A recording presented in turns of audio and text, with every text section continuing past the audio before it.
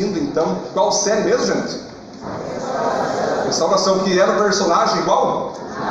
Naamã. Muito bem, então hoje, gente, é a penúltima mensagem da série. Quem vai fazer a? Aí a penúltima mensagem. E aí então, queridos, semana que vem, nós vamos fechar a série Restauração, não falando de Naamã, vamos falar do discípulo dele chamado Geazi, e como que ele se corrompeu através da sua habilidade e manipulação. Mas hoje nós vamos finalizar então o personagem Naamã. Trabalhamos várias coisas até aqui. Trabalhamos que Naamã, ele veio de uma família judaica descendente de Benjamim, e ele, portanto, era um guerreiro muito poderoso, e de tão guerreiro que ele foi, ele sabia como ocultar suas lepras, né? Então, Naamã era um guerreiro poderoso, ganhava todas as batalhas, mas escondia atrás da armadura uma lepra. Vimos então ali que essa lepra só pode ser curada se nós abrirmos nossa armadura e as pessoas enxergarem aquela lepra para que Deus possa curar. Então a gente tem aprendido nesse tempo todo que não há cura sem exposição. Você nunca vai ser curado enquanto você não expuser para Deus e para pessoas o que você tem oculto atrás da tua armadura, né? Então hoje, queridos, vamos trabalhar o seguinte, vamos trabalhar finalmente então, baseado nessa imagem, né, que ali é uma gota de água, onde nós sabemos que Naamã finalmente foi restaurado, foi curado, quando ele se banhou, quantas vezes no Jordão, gente? 7 vezes. Então hoje vamos trabalhar essa questão dos 7 mergulhos em Naamã. Você pode abrir em 2 Reis 5, pode passar lá, 7 mergulhos, então esse é o título, para uma vida restaurada. Olha só que legal, gente, 7 mergulhos para uma vida restaurada. Pode passar o texto? Muito bem, 2 Reis 5,14, quem quiser abrir, pode abrir na sua Bíblia, quem quiser ler também no telão, pode ler. Vai dizer o seguinte, queridos: então Naamã desceu até o rio Jordão e mergulhou 7 vezes, como Eliseu tinha dito, e ficou completamente curado. A sua carne ficou firme e sadia como a de uma criança. Olha só que interessante, gente. Reto nesse texto, você vai perceber muito interessantemente, nesse texto já tem revelações aqui. Então, quem mergulhou? Naamã. Ele quem? Ele quem? Naamã, um orgulhoso. O que ele fez? Ele desceu. Descer na Bíblia é se humilhar. Jordão é descer. Mergulhar é morrer. 7 vezes por quê, queridos? Isso é o símbolo de Deus quando Deus pede para você obedecer a Ele. Quando Jesus disse: ei, vocês têm que perdoar os seus inimigos, perdoar quem te ofende 70 vezes? 7. Por que 7? Gente, eu sempre falo, as pessoas acham que eu sou místico, as pessoas acham que eu sou, né, nossa, começou o pastor com as numerologias dele. Mas é tão simples ver na Bíblia, a nossa doutrina aqui na Viva é a Bíblia. Deus fez o mundo em quantos dias? Descansou igual. 7º dia descansou. As muralhas de Jericó, quantas voltas aquelas pessoas deram para derrubar a muralha? 7. Apocalipse, quantas igrejas? Quantas trombetas? Então você veja que o 7 está aí. Talvez isso é uma numerologia gospel? Não. O 7 é um número, não tem nada a ver com misticismo ou numerologia, não. Deus quis que o 7º dia, que o número 7 fosse um número de descanso, fosse um número de cura, fosse um número de restauração. Por isso ele não descansou no 6º, nem no 5º, no 4º, descansou no 7º dia. Aí alguns vão dizer assim: pastor, mas pode ser que ali é 7 milhões de anos, ou 7, né? Mas enfim, o 7 está ali. Se é 7 dias, porque Pedro diz, né, que para Deus um dia vale como 1000 anos, e 1000 anos vale como um dia.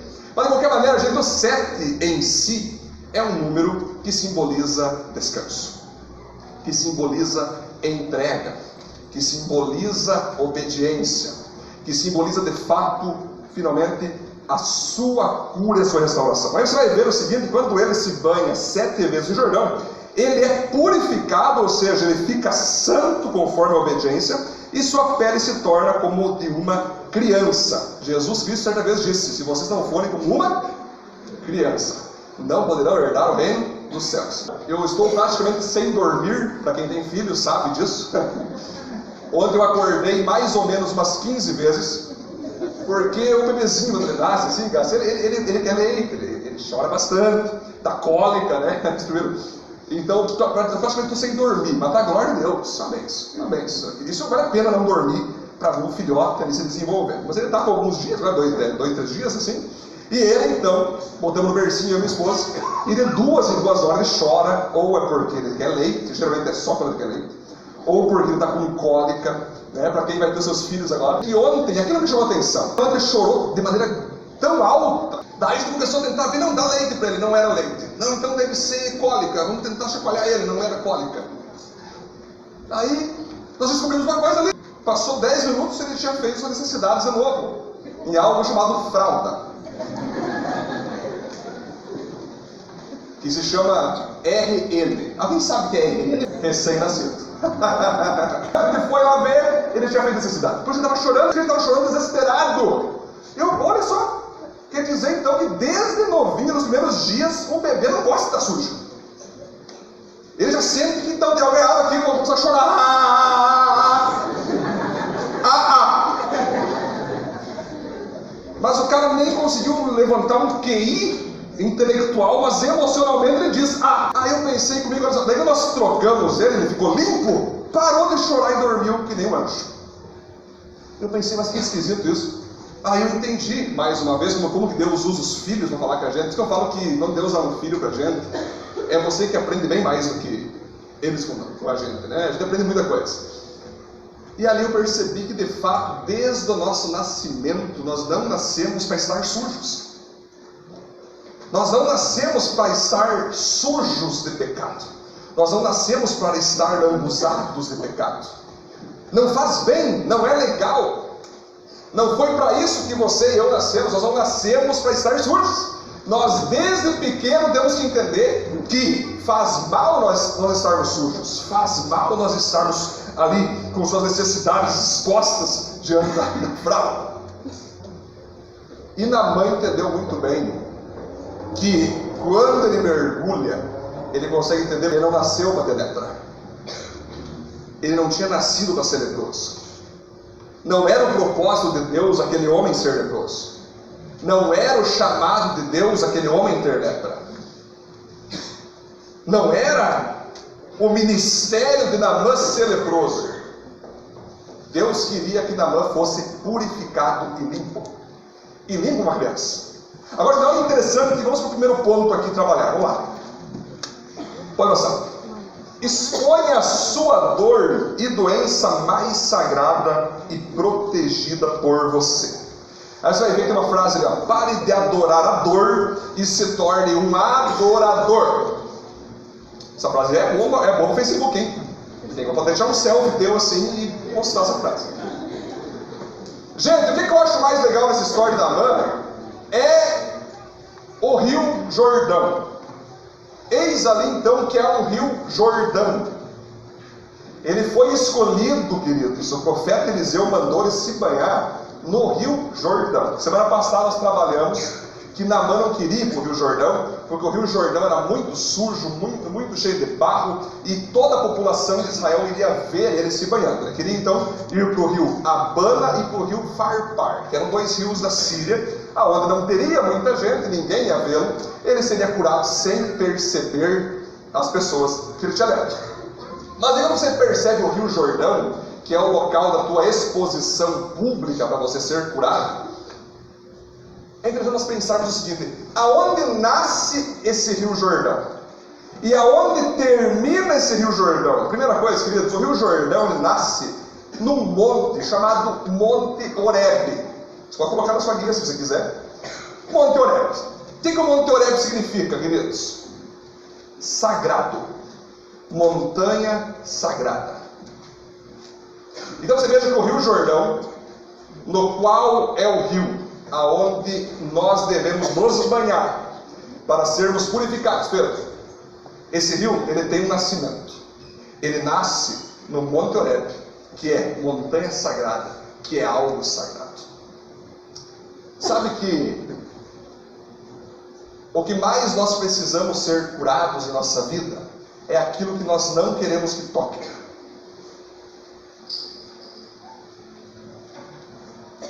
Sabe aquele teu trauma que tu esconde, aquele complexo que você botou várias armaduras na frente e ninguém pode saber? Chega a ser quase algo sagrado para ti. Sabe aquela dor que quem sabe só você e Deus conhece? Nem tua mãe conhece, nem teu marido conhece, nem tua esposa conhece, nem tua família conhece, ninguém conhece. Mas só você e Deus sabem. E você decidiu fazer o seguinte: fazer daquela dor um altar do sagrado. Você, ao invés de fazer daquela dor um motivo para a exposição e para a tua cura, você fez o contrário. Você adorou a dor. O que é adorar alguém? É eu me prender em alguém para todo sempre. Por isso, quando eu digo estou adorando a Deus, eu estou me prendendo em Deus para todo sempre. Adorar é botar em primeiro lugar algo ou alguém na minha vida. Então, não existe, pastor, eu não sou adorador. Não, todos são adoradores. Ou você adora a Deus, ou você adora a si mesmo, ou você adora uma estátua, ou você adora o dinheiro, ou você adora até mesmo teus fracassos, tuas dores. Então, gente, o que Deus quer falar com você essa noite é o seguinte: Naamã tinha uma dor sagrada na vida dele, que era a sua reputação. Ele não podia perder sua reputação. Ele não podia ser exposto publicamente, porque o público no qual ele liderava, comandava, vencia as guerras, era um grande e poderoso líder. O povo não podia ter essa visão de Naamã. E aí ele definiu o seguinte: bom, a minha reputação é sagrada. Ninguém toca na minha reputação. Por isso que ele decidiu, não, viu, Eliseu, dá para ir para esse rio, dá para ir para aquele outro rio. Não, tem outro rio que é onde eu não possa expor a minha reputação. É o sagrado. Gente, se vocês verem em Atos capítulo 4 ou 5, não lembro agora o capítulo, lá vai falar de Ananias e Safira. A Bíblia diz que a igreja começou a crescer tanto que as pessoas davam dinheiro para a igreja, que nem rodo, já isso, dinheiro, para que a igreja crescesse. E tinha pessoas que tinham terreno, começaram a dar os terrenos da igreja. Não, pastor, pega esse terreno aqui, esse terreno é teu, é da igreja, pega aí, pastor, venda aí, vamos ajudar os pobres, vamos fazer o reino movimentar. Aí um casal percebeu a alegria da igreja com aquelas pessoas que eram generosas com a igreja. Esse casal se chamava Ananias e Safira. Eles, olha que legal, né? Você quando ajuda as pessoas, elas te elogiam, elas gostam de você, elas te aplaudem quando você oferta, né? Vamos vender o nosso terreno e dar todo o dinheiro para a igreja. Vamos. Eles chegaram para Pedro, Tiago e João. Imagine só para quem foram chegar. Vamos vender nosso terreno e todo o dinheiro será da igreja. Tem certeza? Sim, podemos afirmar no mundo espiritual, todo o dinheiro. Na hora da venda, Ananias decide: não, calma aí, eu vou dar só uma parte desse dinheiro para a igreja, e a outra parte eu guardo para mim. Não vai dar nada. Eu sempre fiz assim com os meus negócios. Eu sempre fui falcatrua com todo mundo. Eu sempre passei a perna em todos. E nunca me aconteceu nada. Não vai ser agora que vai me acontecer algo com esse povo chamado cristãos. Ele combina com a sua esposa, Safira, e ele chega para Pedro: Pedro, aqui está todo o dinheiro da venda do terreno. Gente, se tem uma coisa que jamais você vai conseguir fazer, é enganar o homem de Deus. Todas as pessoas que mentiram para mim naquele escritório, eu já sabia que estava mentindo ali. Quando você está atendendo alguém, você sabe se ela está mentindo para você ou não. Isso é uma característica não de alguns. Podem todos ter essa característica, tanto que você busque a revelação do Senhor. Deus é luz, e Deus quer que nós sejamos luz. Quando você liga a luz, você vê tudo. Quem está a luz lá? Desenha duas luzes. Todas. Muito bem. Aqui na frente também, desenha tudo. Vê se consegue desligar. Isso. Muito bem, gente. Você pode ver aqui, com a luz desligada, não se vê tão bem o que nós temos aqui. Porque aí tem umas luzinhas que dá para ver, mas não se vê tão bem. Liga a luz agora. Aí você liga a luz e você vê tudo. Então, se tem uma coisa que Deus quer, em tua vida, na minha vida, é que a luz da palavra dele mostre para nós o que nós temos escondido. Quando a luz brilha, é fácil ver. E Pedro, quando Ananias e Safira dizem: ei, nós vendemos e estamos com todo o dinheiro aqui, 100% do dinheiro conforme combinamos. Pedro olha para Ananias e diz: Ananias, você não está mentindo para mim, você está mentindo para o Espírito Santo de Deus. Vai cair morto agora. E caiu morto. Ah, mas isso é coisa do Antigo Testamento, pastor. Caiu no Antigo? Mateus, Marcos, Lucas, João? Atos. Novo. Aí a mulher chega logo depois e Pedro: mulher, só uma coisa aí. Vocês deram todo o dinheiro ou não? Sim, todo. Muito bem. Cai morto agora aí. O que tinha de errado aquele casal? Era um casal que possuía um pecadinho sagrado de estimação, que era sempre ocultar partes, aumentar partes, não ser verdadeiro em seus negócios, não ser verdadeiro em seus relacionamentos, sempre ocultando, sempre guardando, e assim eles foram fazendo, e assim eles foram vivendo, e assim eles foram tendo como sagrado a mentira. O mentir, o aumentar, o diminuir se tornou sagrado. O problema é que quando eles estiveram diante de um homem de Deus, diante da igreja de Deus, eles poderiam ter mudado. Eles poderiam ter deixado a luz de Cristo mudar a história deles. Eles poderiam ir para o Rio Jordão curar aquela lepra, mas eles pensaram: não, vou mentir também dentro da igreja. E aconteceu. O Monte Horebe, então, queridos, é da onde nasce o Jordão. Analisando essa minha pregação inicial aqui, o que você tem de mais sagrado na tua vida hoje, que você tem que expor, que você não deveria esconder, e você esconde? Romanos 3, 23 diz: todos pecaram e carecem da glória de Deus. Romanos 6, 23 fala o seguinte: o salário do pecado é a morte, mas o dom gratuito de Deus é a vida eterna em Cristo Jesus. Se eu escondo um pecado considerando ele sagrado, o que me espera no final é a morte. E toda vez que eu cometo um pecado, algo morre dentro de mim. E toda vez que eu cometo uma transgressão carnal, algo vem a falecer dentro de mim. Existem pecados cometidos que morre ministério, que morre chamado, que morre unção, que morre família, que morre casamento, que morre santidade. Agora, se você tem uma dor, você está sendo chamado aqui nessa noite para fazer duas coisas. Ou você pega essa dor, apresenta para Deus, como Deus, isso aqui é sagrado, e deixa Deus curar, ou você guarda e o diabo irá te destruir. Você poderia ter, quem sabe, o dinheiro como algo sagrado. Por exemplo, gente, quando a Bíblia fala que Deus fez o homem à sua imagem e à sua semelhança, ele está dizendo o seguinte: sabe o que é imagem? Imagem é aquilo que eu coloquei como primeiro lugar em minha vida.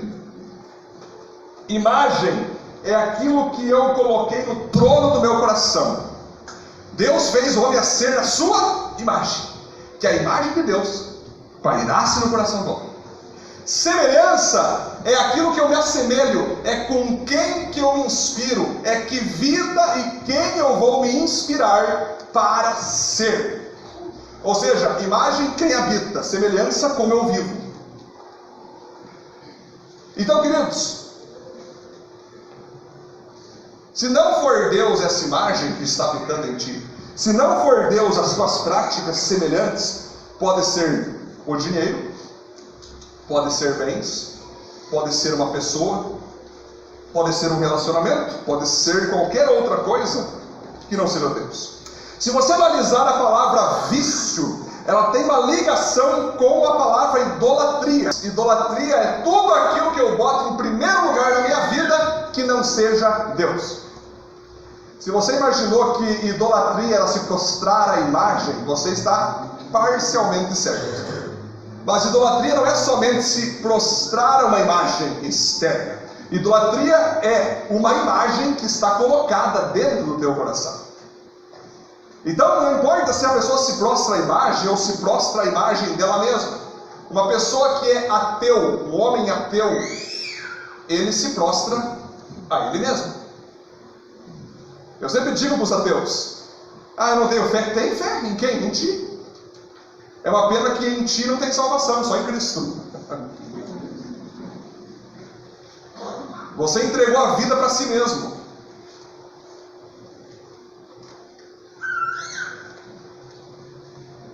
Por exemplo, queridos, existem muitas pessoas que são que nem cachorros. Se você analisar os cachorros, eles se lambem uns aos outros. Todo mundo sabe disso. O cachorro lambe a ferida um do outro. Você vê um cachorro com uma ferida, de outro vai lá e lambe. A Bíblia fala que se um cachorro vomita, ele sai, volta, está com fome, ele come o vômito. Vocês sabiam disso? Quem já viu isso? Quem já viu o cachorro comendo vômito? Hã? Eu estou exagerando, não é Bíblia, igual o pastor Davi, só que ou não? Então eu vou tentar conversar aqui, vou tentar ter certeza que entenderam. Gente, o pastor falou. Não é à toa que a Bíblia diz que aquele que conheceu o Evangelho de Cristo e se desviou é como um cachorro que vomitou e comeu o seu vômito. O que é isso, queridos? Que aquele pecado que havia em mim antes de me converter, eu vomitei. Mas se eu voltar e me desviar, eu estarei comendo aqueles pecados novamente. Que bonitinho você está pensando em se desviar, né? Você tem nojo? Você está com nojo do que eu estou falando? Pois é, assim é uma pessoa que se desvia. É como diz a palavra, é como um porco que foi lavado, mas volta a se rolar na lama. Então, queridos, nós temos que, de uma vez por todas, pegar a montanha sagrada da nossa vida, pegar o Monte Horebe, o pecado mais sagrado, o trauma mais sagrado, o complexo mais sagrado, e apresentar a Deus. O ponto 2, vamos lá. Desça até o rio da sua cura. Tome a sua cruz e siga Jesus.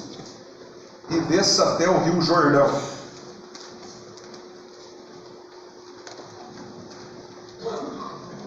Então, queridos, Monte Horebe significa montanha sagrada. Olha que legal. O rio Jordão, então, ele nasce no Monte Horebe, montanha sagrada. E aí ele vai começar a descer no rio Jordão, que é o próprio rio Jordão.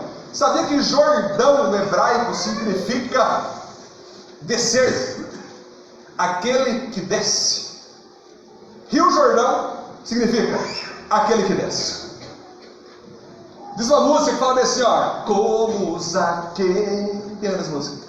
Quero subir o mais alto que... Tá chegando, legal.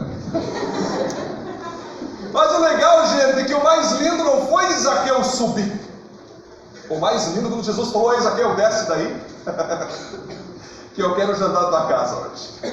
Gente, olha que lindo, olha que profecia, olha que coisa mais linda. Zaqueu não foi maravilhoso porque ele subiu, não, ele foi maravilhoso porque ele desceu da árvore só para jantar com meu Jesus e falar dos roubos que ele cometeu. Eu preciso me arrepender, Senhor. Se eu roubei, vou devolver 4 vezes mais. Essa parte ninguém lembra. Essa ninguém quer cantar essa parte, só quer subir. Agora que tem uma coisa que o homem gosta, é só subir. Descer nunca. É muito importante nós ver o texto, o contexto, para não virar um pretexto. E outra, não foi Zaqueu que falou: entra na minha casa. Foi Jesus que disse: ei, eu vou entrar na tua casa. Em nenhum momento do texto Zaqueu disse: entra na minha. Não, não, não. Foi Jesus que disse: Zaqueu, desce daí, que hoje importa jantar na tua casa. Aí Jesus entra naquela casa, aí é espetacular. Ele está comendo, Jesus está comendo. Ele não pregou nada, ele não falou nada. Só a presença de Jesus ali. Aí Zaqueu, Senhor, se eu roubei, Jesus se roubou, se eu roubei, vou devolver 4 vezes mais. Jesus olhou, mas olha só, hoje chegou a salvação nessa casa. Gente, isso é incrível. O cara começou a confessar os pecados, o cara começou a descer o que ele era, pastor. Quem era Zaqueu? Um cobrador de impostos, rico, ladrão, bandido. Ele tinha casa na praia, ele tinha carro luxuoso, ele tinha o que ele queria, só não tinha Cristo. Um rico que não tem Cristo é a pessoa mais pobre do mundo. Tem pessoa que é tão pobre que só tem dinheiro. Quando aquele homem entendeu que toda a riqueza conquistada inclusive por roubo, por ladroagem, por corrupção, ele percebe o quê? Que ele deveria descer. Agora aquela árvore, queridos, era profética. Pergunto para você hoje, que árvore você está montado hoje? Que Jesus pede para você descer. Essa árvore, queridos, no contexto mais teológico, judaico, messiânico, cristão, era as leis do Antigo Testamento. Antes de Jesus chegar, as pessoas olhavam para Deus pelas leis do Pentateuco. Antes de Jesus chegar, as pessoas tinham que obedecer rigorosamente às leis verbais e orais dos fariseus. Eles subiam naquela árvore para poder entender um pouco de Deus. Quando Jesus chega aí, não precisa mais dessas leis, não. Olhe para mim, estou aqui. Não precisa mais de leis judaicas, mais nem nada. Eu sou tudo isso que estão buscando. Zaqueu, você não precisa mais de árvore. Você não precisa mais de figueira. Você precisa agora é de mim. Naamã, queridos, ele teve a coragem de descer. Naamã, quando ele percebeu que de fato o Jordão simbolizava ele descer do seu orgulho, ele descer dos seus direitos, ele descer dos seus medos, a sua reputação, ele tinha que descer disso. Finalmente, então, ele começou a sua cura. Outro ponto. Último ponto a nós. Mergulhe esses 7 pecados e levante-se em ele. Batismo é sepultamento do velho homem, portanto, sepulte esses 7 pecados. Gente, eu tenho o maior respeito pelos luteranos. Eu quero falar bem claro com vocês aqui, gente. Para quem é luterano, para quem tem família luterana, católicos, gente, eu tenho o maior respeito mesmo. A gente difere de algumas coisas, teologicamente, que eu vou falar agora aqui. Mas nós adoramos o mesmo Jesus, o mesmo Deus, ok? E o que difere nossa igreja e outras igrejas também de luteranos e outras igrejas? É que nós cremos no batismo por imersão. E muitas igrejas fazem o batismo da aspersão. Mas a Bíblia, eu sempre falo os batismos, que a Bíblia, Jesus diz o seguinte: quem crer, Marcos 16:16, quem crer e for batizado será salvo. Aí você quer entender o que vem ser aquela palavra batismo? Você vai lá para o grego, que foi a língua originária do Novo Testamento, a língua originária do Antigo, era o hebraico. Você vai ver que batismo vem da palavra grega chamada baptisma, que significa imergir, mergulhar. Aí a Bíblia está falando o seguinte, que você não pode ser batizado enquanto você não crê. Não. Ali não diz assim, seja batizado e quando tu crê, confirme teu batismo. Não. Ali fala o seguinte, aquele que crer como? Ah, Jesus Cristo é meu Senhor, Ele é meu Salvador. Jesus Cristo, eu preciso dele, eu sou pecador, eu preciso de Jesus. Ei, se eu falar para o Natanael que ele precisa de Jesus, o máximo que vai fazer é gugu, tá. O meu filho Benjamin, que já está com quase 2 anos, ele não vai entender o que é Cristo. Então, como eu vou crer em algo que eu não entendo? Como eu vou crer em algo que eu não reconheço? Eu preciso primeiro reconhecer Jesus, reconhecer a importância dele, reconhecer meu estado pecaminoso. Aí então eu vou crer no quê? Que eu mereço ir para o inferno, eu mereço ser morto, mas Jesus morreu por mim numa cruz, ressuscitou no terceiro dia e ele me deu vida eterna. Eu fiz essa oração quando eu tinha 17 anos. Eu me converti com 17 anos. Quando eu entendi que eu merecia ir para o inferno, eu fiquei desesperado. Eu fiquei, meu Deus, realmente eu mereço ir para o inferno. Eu tenho pecado todo esse tempo contra Deus. Eu tenho desprezado a palavra, eu tenho desprezado a igreja. Eu mereço ir para o inferno mesmo. Mas aí veio as boas novas. Mas Jesus morreu por ti. Morreu por mim. Sim. Você merecia morrer. Mas Jesus foi lá no teu lugar e morreu por você. É mesmo que fez isso. Hoje eu briguei com Jesus. O Senhor fez isso. Jesus olhava para mim, fiz. Não devia ter feito, Senhor. Senhor, eu não sou um cara fera para o Senhor ter feito isso. Jesus, é sim, eu te amo, mas não devia. O Senhor não devia ter feito isso. Como o Senhor pode ter morrido por mim, Deus, e eu no pecado, eu no mundano, aguentando tudo e todos? Como o Senhor não devia? Eu falei para ele, o Senhor não devia ter feito isso. E ali começou Deus escrever um livro no meu coração chamado Salvos do quê? Você ainda vai ver esse livro no mundo inteiro. Tenho tempo. Tenho tempo. E Jesus disse, eu não devia ter ido. Você está certo? Você não é tímido. E você não merece que eu vá. Mas eu fui. Mas por que o Senhor fez isso, Jesus? Porque eu te amo. Mas o Senhor não pode me amar como eu estou. Mas eu não te amo por aquilo que você está. Mas eu amo você por aquilo que você vai se tornar em mim. Eu não vejo quem você é agora.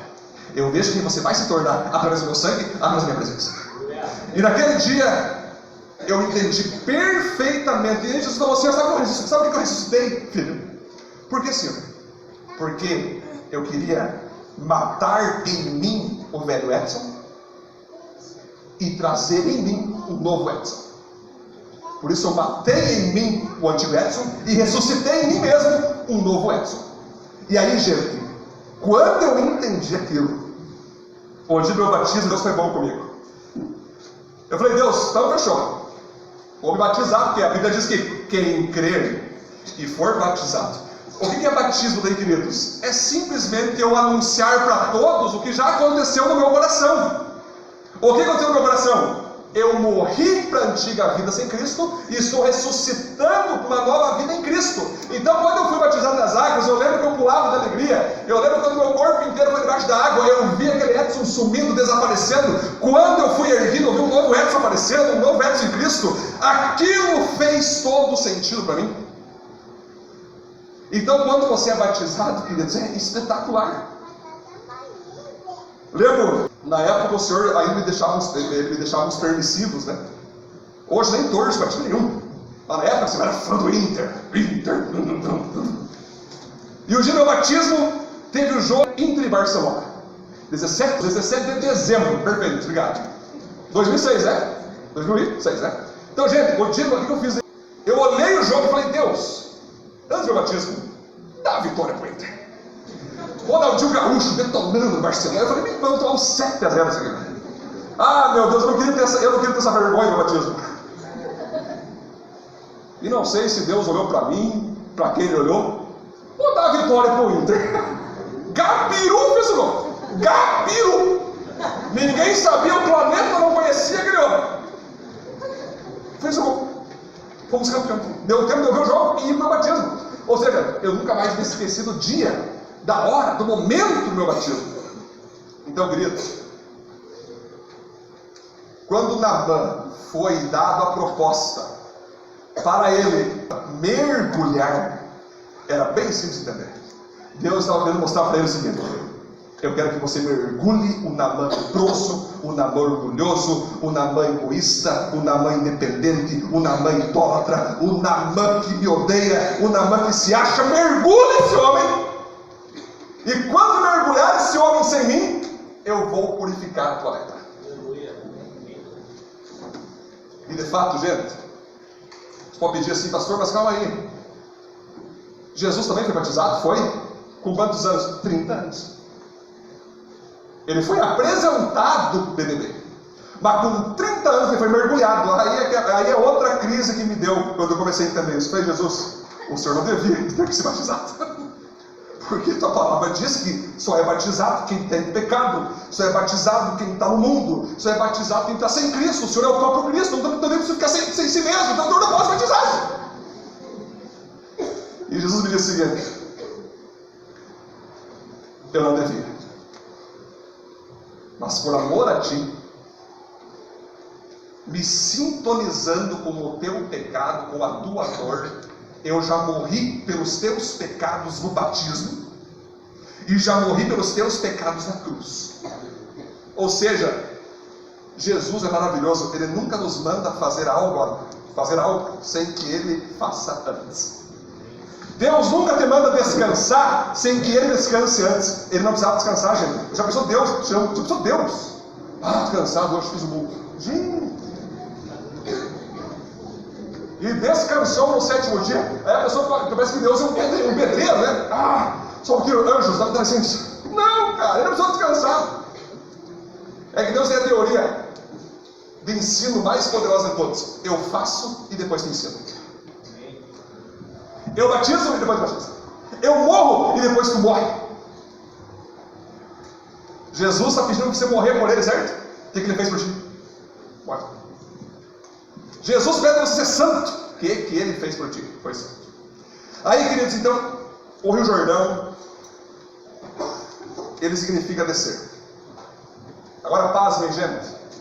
O Rio Jordão começa no Monte Horebe, cruza o Jordão, que é descer, Monte Horebe sagrado, Jordão descer. E sabe aonde o Rio Jordão termina? Em um mar chamado Mar Morto. Não tem algo mais profético e entendível do que isso. Saia do teu pecado mais sagrado, desça o Rio Jordão e morra. O final da tua história e o sucesso da tua história é o quanto você está morrendo por amor a Cristo. Cara, Jesus é incrível. As marcas de empresa sempre tem algo chamado slogan, logo. A Apple é uma maçã. Você vê que tem carros que tem várias marcas. A Nike é aquele certinho. Jesus, sabe qual é a marca dele? A cruz. Você quer resumir Jesus, a Bíblia, em uma logo empresarial? Cruz. Você só vai estar no centro da vontade de Deus quando você morrer. O centro da vontade de Deus não é um país, não é um chamado, não é um ministério. O centro de Deus é a cruz. Se você ainda tem coisas que Deus não aprova, que estão vivas em ti, você precisa ir para a cruz. Aí você vai ver, gente, 7 áreas leprosas que Naamã mergulhou. Primeira área, ele mergulhou no vazio espiritual. Veja ali, gente. Baseado em Naamã, tá? O que é vazio espiritual? É uma pessoa que não tem Jesus e no seu espírito ela está se sentindo incompleta. Uma pessoa que não tem Deus no coração, a Bíblia fala que o homem é dividido em espírito, alma e corpo. Corpo é a área onde ele come, bebe, né? Alma é a área onde ele sente, chora, ri, fica feliz, fica triste. Espírito é a área onde Deus colocou em ti, que é a parte onde você adora alguém. Só que o Espírito é do tamanho do próprio Deus. O teu Espírito que Deus colocou aqui é do tamanho do próprio Deus. Se você botar dinheiro não vai preencher, se você botar carnalidade não vai preencher, se você botar bens não vai preencher, se você botar pessoas não vai preencher, se você botar religião não vai preencher. Só vai ser preenchido esse Espírito o dia que você entregar a vida para Jesus. Porque daí o Espírito Santo vem e te preenche. Então a primeira área que você tem que mergulhar é isso. A segunda área é o orgulho. O que é orgulho? Eu me basto. Eu me basto. Quando você pensa que você se basta, você esquece o Salmo 23 que diz: o Senhor é o meu pastor, e e nada me faltará. Não há como você se bastar. Você tem que entregar a vida para Jesus e mergulhar esse orgulho e depender dele. Outra parte é o egoísmo. Quando você mesmo comanda a tua vida. Eu gosto da palavra Deus, do nome Deus. Aí você pode, pastor, mas não é Deus, não, no hebraico é outra coisa. Mas, cara, é Deus. Se você tirar o D e o S, fica eu. O que mais Deus quer fazer na tua vida é enterrar o teu eu. Então Ele quer mergulhar o teu eu para que Deus se manifeste na tua vida. Outra parte é a independência, é viver somente para si mesmo. Você se lidera, você mesmo se governa, você não gosta de coletividade, você não gosta de compromissos coletivos, de compromissos com o grupo, de compromissos com pessoa. Você tem sua própria vida e você não tem essa interdependência de pessoas. Deus, Ele não nos chamou para ser independentes, mas interdependentes. Independente, eu não preciso de vocês. Interdependente, Gênero, eu preciso de você. E você precisa de mim. Nós o quê? Alguém cantou aí? Eu vi que alguém cantou. Nós precisamos de quem? Então, gente, o que é interdependência? Eu tenho a minha individualidade, sim, eu tenho minha própria vida, sim, minha própria maneira de viver, meus próprios gostos, mas não desassociado do coletivo. Eu não posso desassociar meu indivíduo de você. O eu sem você não existe. Assim como você sem o eu também não existe. Isso chama interdependência. E por isso nós falamos tanto que o lugar de você estar, o lugar de você se interdepender é na igreja. A igreja é uma frase muito legal do nosso Rick Warren. Não é um lugar para você frequentar, mas é uma família para você pertencer. A igreja é um lugar onde você pode sair da tua independência e ficar interdependente. Outra parte que eu queria dizer é a teimosia que percebemos em Naamã. O que é teimosia? Bem simples, gente. O que é obediência? Deus falou, eu fiz. O que é teimosia? Deus falou, eu insisto em não fazer. Teimosia é isso. É quando você insiste em continuar em algo que Deus falou para você não fazer. Não existe teimosia para o bem. A teimosia sempre vai ser para o mal. Teimosia é o contrário de obediência. Obediência, eu devo fazer o que Deus está mandando. Naamã tentou teimar com o profeta Eliseu, mas não seria melhor no rio Abana, no rio Farpar, não precisa teimar. E Eliseu disse, ei, é só no Jordão que é tua rua. Defesa, ponto 6. A armadura de Naamã protegia as suas lepras. E existem muitas pessoas, quando nós vamos passar por um atendimento pastoral, um aconselhamento, aí você vai tocar naquela área que está leprosa, e tu pergunta assim, e aqui, irmão, está passando alguma dificuldade aqui? Não quero falar sobre isso, pastor. Não quer falar sobre, não entendi. Não, isso aqui não, vamos passar, vira página, mas não seria justamente aí que nós deveríamos falar? Não, pastor, isso aí não estou pronto, não estou preparado.